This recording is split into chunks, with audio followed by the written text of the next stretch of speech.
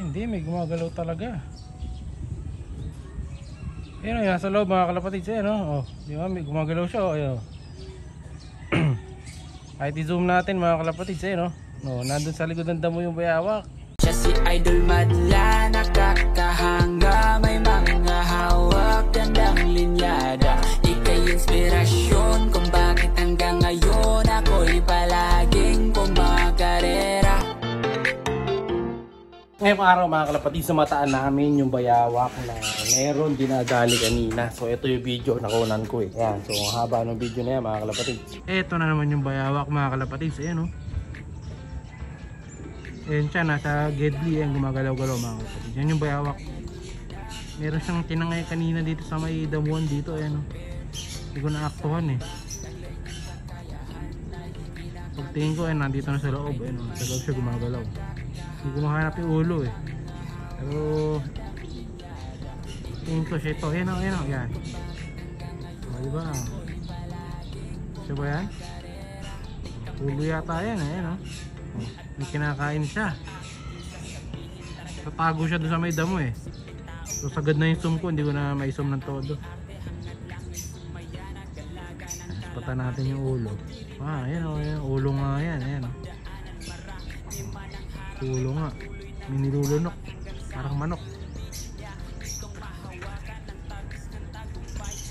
Ano?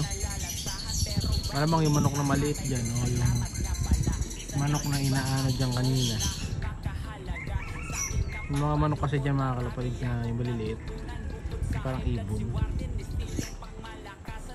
Ito, hindi nyo makikita sa side na yan eh, sa kabila. Pag nasa may buko, nakaharang. Pero ito, dito nakikita ko siya. Wala na yata. Sa likod ng buko. Nasa ano na siya, nasa pangpang. Pangpang. Nasa buko mismo na isa. Katago sa damo eh. Wala na yata. Ayun, ayun, gumagalaw pa oh. Yan oh. Sagad na yung zoom natin mga kalapatids, hindi makita. Sa telescope kita yan. May kunting butas eh. Tumigil yata yung galaw niya. Nawala. Sana hindi na yata siya gumagalaw.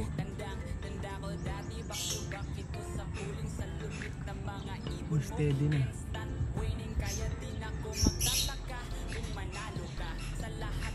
Lumayas na.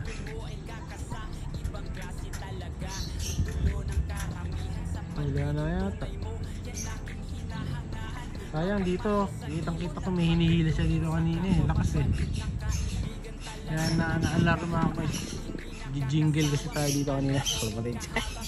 Ayun yung tubig dito sa atin eh. Kulay brown. Dahil galing yata ng ano to, galing sa bundok yata yung lupa. Kaya kulay brown, nagbuwaba na dito sa atin. Tayo kasi bagsakan ng ano eh, tubig baha. Ikulit natin kung nandun pa. Parang wala na, naingayin yata sa akin. Wala na ako nakikita gumagalaw oh. All clear. Update ko kayo mamaya pagka nakita ko pa. Ngayon ito, babalikan ulit natin siya. Dahan-dahan. Nandito pa. Kasi may hinihila siya kanina eh. Hindi ko alam kung ano hinihila niya. Baka merong nabubulok na hayop doon na inanod galing sa ilog at yun ang kanyang dinadali.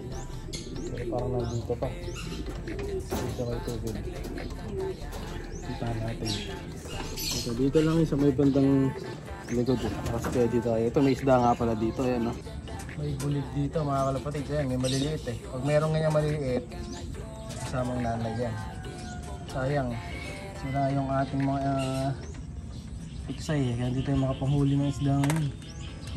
Ulam sana yun. Sayang. Ngayon, babalikan natin yung bayawak na mukhang may nadali. Ang naman sana isa sa mga ano natin yung mga kalapati ah. Yung dinali niya. Dito ko huli nakita eh. Yan, sabi ang video natin kanina, ito yung dalawa na to. Hindi na ako mabuti kasi parang may gumagalaw dun sa bandang loob eh. Parang reflection lang ng tubig. Hindi, may gumagalaw talaga. Ayun, nasa loob mga kalapatids. Ayun, oh. Di ba, may gumagalaw siya. Oh, ayun. Kahit i-zoom natin mga kalapatids. Ayun, oh. No, nandun sa likod ng damo yung bayawak. Ayun, oh. Bilugan natin para makita nyo yan. Siya yan mga kalapatids. Ayun, oh. Oh, nasa dilim lang eh. Kala ko reflection ng tubig. Ayun, oh, may kinakain, oh. Aninag nyo ba? Mahirap siyang maaninag mga kalapatids. Pero makikita nyo din pag matagal nyo tinitigan na yan. Nasa gitnang-gitna nung camera natin. Yan, natabi nyo. Yan, oh. Tingin ko yan yung ulo niya eh. Yan, may parting madilim. Hindi naman siya reflection. Ayaw kasi niyang gumalaw. Ayaw umusad eh. Kanina nakita na natin doon sa may tubig eh. Pero ngayon mukhang nabulabog siya sa akin. Ingay ko kasi. Yan na mga kalapatids. Pag kasi nilapitan naman natin doon, naalis yan, matatakot. Okay na tayo dito sa pwesto natin. And then yun nga, hindi ko nalagay doon sa kalapate natin. Yung nawala na dalawa, yung saddle na puti yan. Kasi mo nakabagit na red bar na saddle, medyo malaki katawan. Possible barako. Yan sa atin yun, paki-comment na lang, paki-chat. Pero medyo nawawala na ako ng pag-asa na mababalik pa sa atin yun. Kasi kadalasan pag ganun talaga wala na, hindi na nababalik mga kalapatids. Ano na lang ito, hello, love, goodbye. Kaya na yung mga kalapatids, hindi na nababalik. Pag nawala na talaga, swerte ka na lang pag nakauwi pa mga kalapatids. Makalapati mo, no-fly. Pero kung yun hindi naman nahuli, may chance pa siya makabalik. Yung checkered nandito na, nakabalik na pala yung checkered. Tapos yung si kalawang nasa loob eh. So bali yung itim na lang yung velvet, tag-isang velvet natin nawala pa. Buti nasa akin naman yung mga breeder nun, so try na lang natin dito. Nakapanginayang lang kasi talaga, no? Ay, ganun talaga kasama sa pagkakalapati yan, no? Nawawalan. Pero kasi nalulungkot ako kasi nga ilang ano pa lang eh. Yung palang halos yung nawala natin yung tinitraining dito bukod sa tumalon doon sa ilog. Sila na, yung dalawa na yun.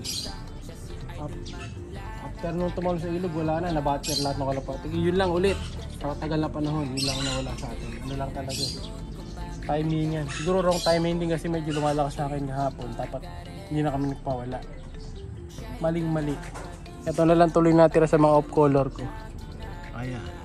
So ayan, medyo mahaba na video natin. Update ko na lang kayo kung sakaling makakatuhan ko ulit itong ating sawa. So ano kaya kinakain nito?